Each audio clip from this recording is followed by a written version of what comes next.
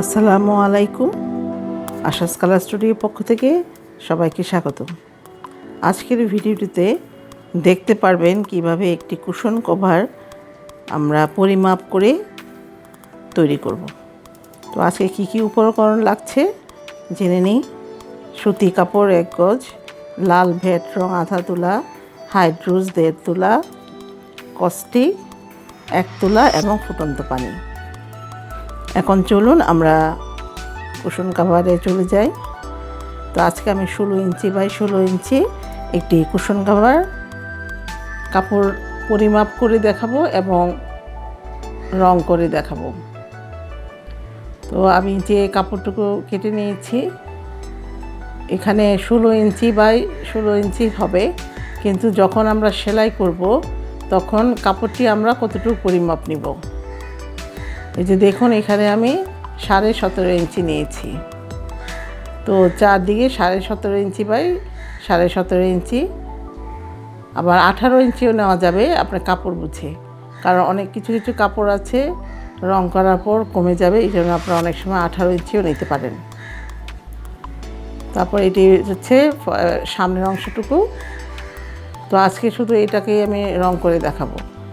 তারপর এটাকে আমি যে পয়েন্ট আউট করে নিচ্ছি পেন্সিল দিয়ে, এঁকে নিব। এঁকে নিয়ে আমরা এটা রাবার ব্যান্ড দিয়ে বাঁধবো।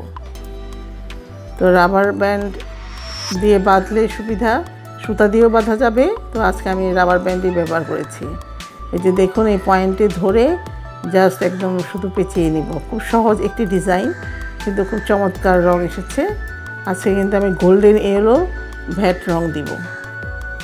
তো আর এখানে যেহেতু আমি গাঢ় কালার চাইছি, এই কারণে রঙের পরিমাণ আমরা একটু বাড়িয়েও দিতে পারি, ইচ্ছে করলে বাড়িয়েও দিতে পারেন।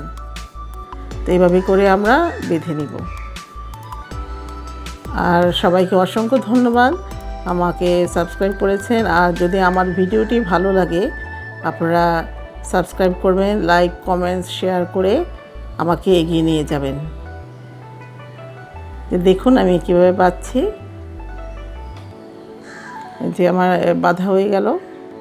এখন আমরা যাব পিছনের অংশটুকু কতটুকু কাপড় নিব একটি কুশন কাভারে।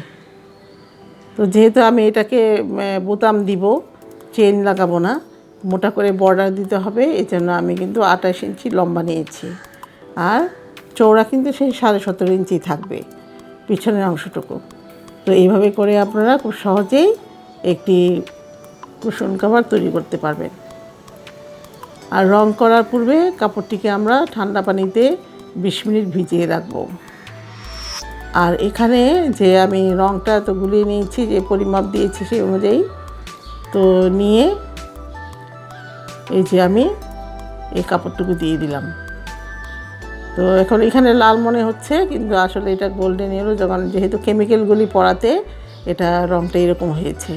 তো ধোয়ার পরে অক্সিডেশন যখন হবে তখন এই যে অরিজিনাল কালার চলে এসেছে গোল্ডেন ইয়েলো। তো ফার্স্ট টু লাস্ট আমার ভিডিওটি দেখুন।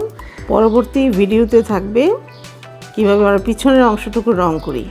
আমি মূলত যখন কুশন কাভার তৈরি করি তখন সামনের অংশটুকুতেও তো ডিজাইন থাকে, পিছনের অংশটুকুতেও আমি একটি হালকা ডিজাইন দেই এবং খুব সহজ একটি ডিজাইন দিয়ে আপনাদের ওই কাপড়টা রং করে দেখাবো। আর আজকের ভিডিওটি আপনারা ফার্স্ট টু লাস্ট উপভোগ করুন। আমার ভিডিওটি যদি ভালো লাগে অবশ্যই সাবস্ক্রাইব করবেন। ধন্যবাদ।